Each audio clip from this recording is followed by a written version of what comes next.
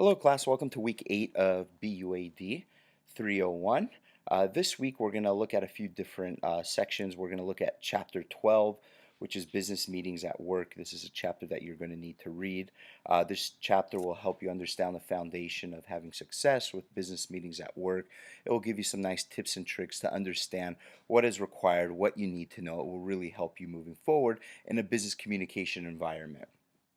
In addition, we're going to look at the process of creating a SWOT analysis because remember, you're going to need to create a SWOT analysis for your Research City project. So keep that in mind. In addition, your requirement number 1 for your Research City project is going to be due at the end of this week on Sunday, October 15th. So go ahead and refer to the Research City project Word document we went over last week in week 7, which is right here.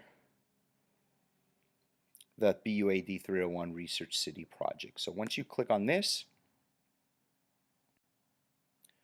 go ahead and let that load up.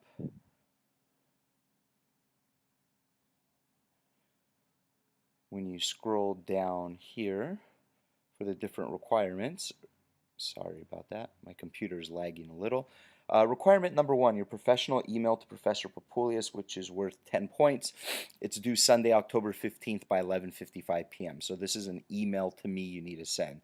So on or before Sunday, October 15th at 11:55 p.m., send an email to the mayor of the city you selected, which will be your professor, Mayor Papulius. So that's me in this case. So you're going to be sending an email to the mayor of the city you selected.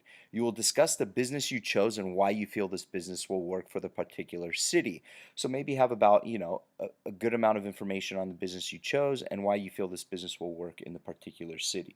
You will write in first person and send it to Mayor L. Bobby Papulius, which is me, and there's my email address, lpapulius@fullerton.edu. Remember, this needs to be a professional email, so please do not reference our class in any way. In the subject line, don't put BUAD 301 email to mayor, anything like that.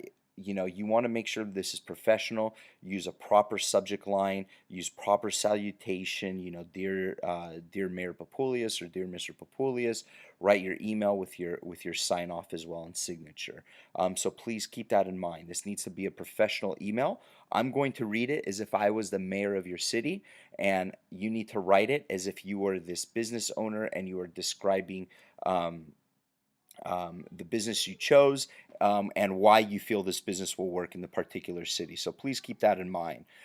You are writing this informative email as a potential business owner to the mayor of the city you selected. So you're a potential business owner. Think of this as something that you actually want to do. You are pretending the professor, which is me, is the mayor, and you're informing me of your new business coming to the city.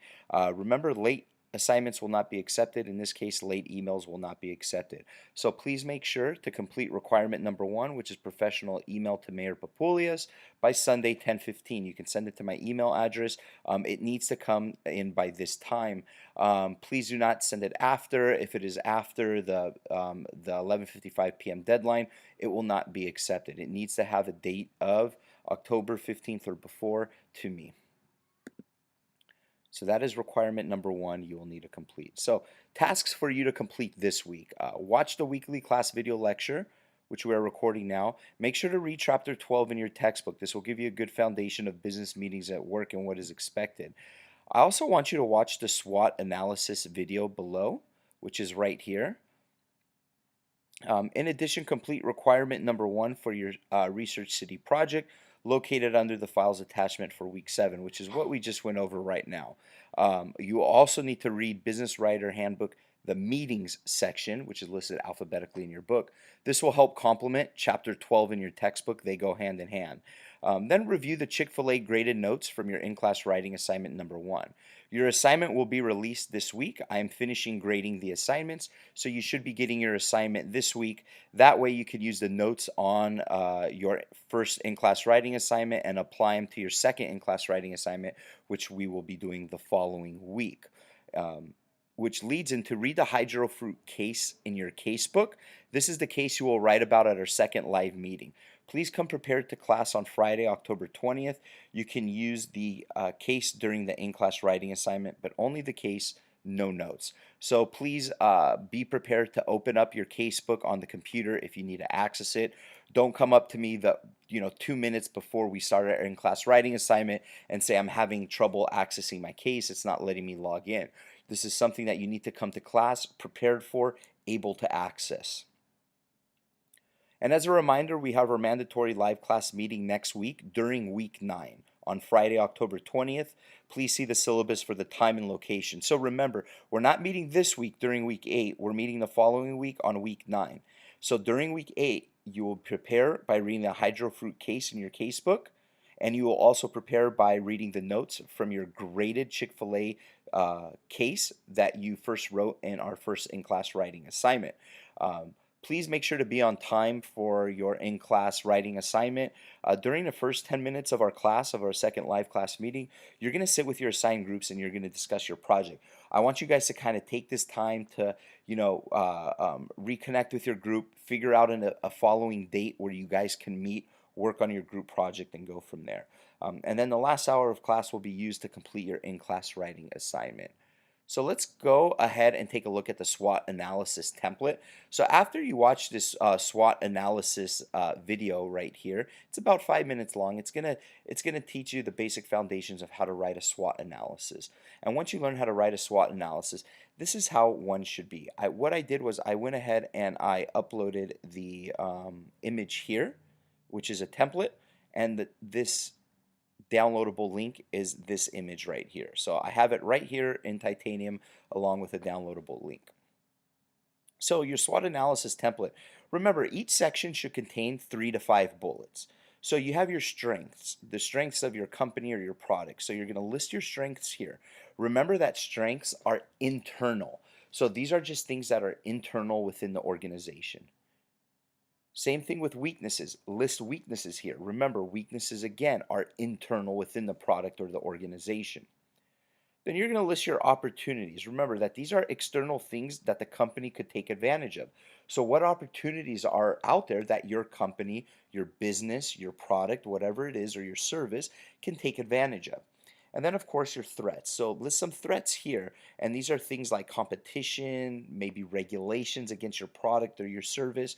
So once you complete a SWOT analysis, it's going to give you an idea of where you're currently at within your organization. What are your strengths of your organization? What are the weaknesses of the organization? What are some of the opportunities that you can take advantage of that will help your organization? And of course, what are your threats? What are some things that are threatening your organization?